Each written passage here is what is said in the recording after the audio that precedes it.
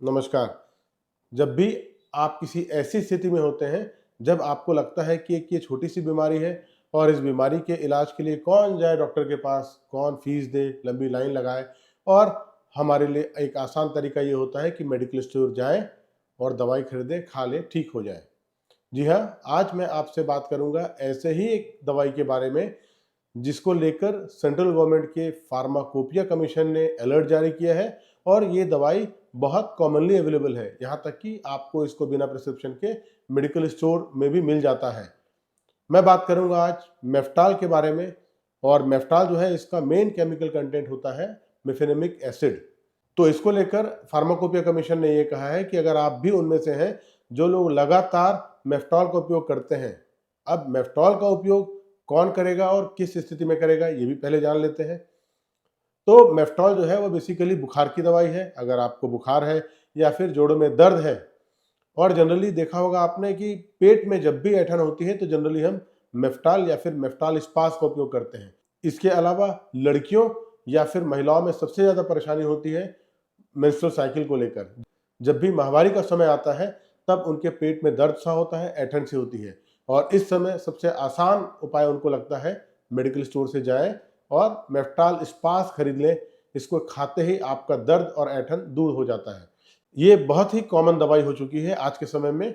और जब फीवर नहीं उतरता, बुखार नहीं उतरता, खासकर बच्चों में, तब भी हम पैरासीटामोल की जगह मेफ्टॉल या मेफेनेमिक एसिड देते हैं। इसके अलावा बड़ों में इसका उपयोग तो किया ही जाता है। अब जब फार्माकोपिया कमीशन ने अलर्ट जारी किया है तो जान लेते हैं कि अलर्ट जारी क्यों किया है।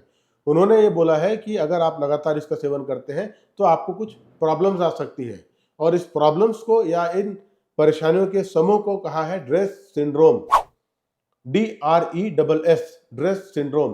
ड्रेस सिंड्रोम का मतलब क्या हुआ? Drug reaction with eosinophilia and systemic symptoms. इसका मतलब यह है कि कुछ पर्टिकुलर प्रॉब्लम्स आने लगती है अगर आप मिफेनेमिक एसिड या फिर मेफ्टॉल का लगातार लंबे समय तक उपयोग करते हैं, खासकर 8 से 10 हफ्ते तक। जो ड्रेस सिंड्रोम है, इसमें 3 रिप्रेजेंटेशन है इसके मेनली, इसीलिए इसके जो 3 ट्राइपॉड्स हैं, 3 पाए माने गए हैं जो दिखते हैं। उनमें सबसे पहला जो पाया है वो है फीवर। अगर आप लगातार लंबे समय तक मेफेनेमिक एसिड का उपयोग करते हैं तो हो सकता है आपका, वैसे तो ये फीवर घटाने की या फीवर कम करने की दवाई है, लेकिन लंबे समय में अगर आप उपयोग करते हैं तो आपको फीवर लगातार बने रहने की गुंजाइश होती है। इसके अलावा इसमें आपको रैशेस, जैसे स्किन में कुछ दाने से हो जाना या फिर स्किन से रिलेटेड कोई भी एलर्जी हो, अर्टिकेरिया हो, ये सब प्रॉब्लम्स आपको दिख सकती है। सेकेंड ट्राइपॉड है ये इसका। और जो थर्ड ट्राइपॉड है, तीसरा पाया है, वो है अगर आप लगातार लंबे समय तक इसका उपयोग करते हैं तो हो सकता है आपके शरीर के जो आंतरिक अंग है, इंटरनल ऑर्गन्स हैं, वो भी इफेक्ट हो जाए। और सबसे पहला जो ऑर्गन है जो इन्वॉल्व होता है वो है लीवर। लीवर के साथ साथ ये आपके लंग्स को भी इन्फेक्ट कर सकता है। इसके अलावा आपके किडनीज को या फिर आपके हार्ट को, या कार्डियक इन्वॉल्वमेंट भी इसमें देखा गया है। अब जब मेफ्टॉल या फिर मेफेनेमिक एसिड के इतने सारे साइड इफेक्ट हमको पता चल गए, तब ये प्रश्न भी पूछना आपके लिए जरूरी है कि जब पता है इतने सारे रिएक्शंस हो रहे हैं, तब इसका उपयोग हम क्यों करते हैं। तो देखिए, कई बार ऐसा होता है कि एक पर्टिकुलर स्थिति पर जब बाकी दवाइयां काम नहीं करती, तब अगर इसके उपयोग से आपको आराम मिलता है तो आपको आराम देना बहुत जरूरी है। दिक्कत तब होती है जब आप बिना किसी परामर्श के दुकान जाते हैं और एक दवाई लेकर आते हैं और खाने लगते हैं। जब आपको लगता है कि इससे आपको आराम मिल गया, तब आपके अंदर ये भावना आती है कि मैं क्यों डॉक्टर के यहाँ जाऊं, क्यों कंसल्टेशन फीस दूं, देता तो वो वही दवाई है। लेकिन ऐसा बिल्कुल नहीं है। इसलिए इस वीडियो को बनाने का मेरा जो उद्देश्य है वो ये है कि आप जब भी कोई दवाई दें, और खासकर अंग्रेजी दवाइयां लें, तब आपके लिए बहुत जरूरी है उस सब्जेक्ट एक्सपर्ट से जरूर मिलिए, कंसल्ट करिए, क्योंकि उन डॉक्टर्स को ये बेहतर तरीके से आप पता रहता है कि इन दवाइयों को कितने समय तक देना चाहिए, और अगर इन दवाइयों से कोई आपको नुकसान हो रहा है तो वो भी वो ऑब्जर्व कर सके और सही समय पर आपका इलाज शुरू कर सके। और मैंने जो ये 3 पाए बताए, फीवर, रैशेस या फिर इंटरनल ऑर्गन इन्वॉल्वमेंट, अगर आपको लगता है कि इन तीनों में से आपको भी कोई एक दिक्कत हो रही है तो ज़्यादा बेटर होगा अपने डॉक्टर से कंसल्ट कर लीजिए और इस दवाई का उपयोग बंद कर दीजिए।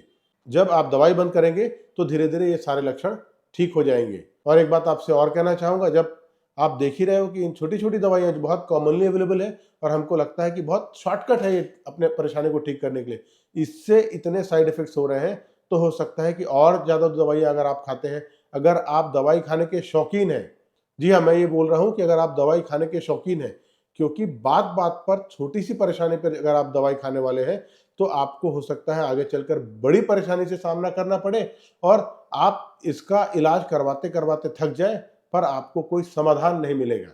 इसीलिए एक और बात आपसे कहूँगा कि ऐसी छोटी परेशानियों के लिए या ऐसी परेशानी जो रोज़मर्रा की है, डेली आपको होती है, या अगर फीमेल्स की हम बात करते हैं तो मंथली होती है, तो ज़्यादा बेटर है कि आप किसी आयुर्वेद डॉक्टर से कंसल्ट करिए और उनसे कंसल्ट करके ऐसी दवाइयाँ लीजिए जो आपके लिए असरकारी तो हो, लेकिन इससे कोई साइड इफ़ेक्ट या इसका कोई दुष्प्रभाव नहीं हो। एक बात और कि ये दवाइयाँ आप सिर्फ़ और सिर्फ़ डॉक्टर की निगरानी में लीजिए। अपनी मर्ज़ी से कोई भी दवाई, चाहे वो किसी भी पैथी की हो, आपको लेना अवॉइड करना चाहिए, क्योंकि ये आपके लंबी और सेहतमंद जीवन के लिए खतरा हो सकती है।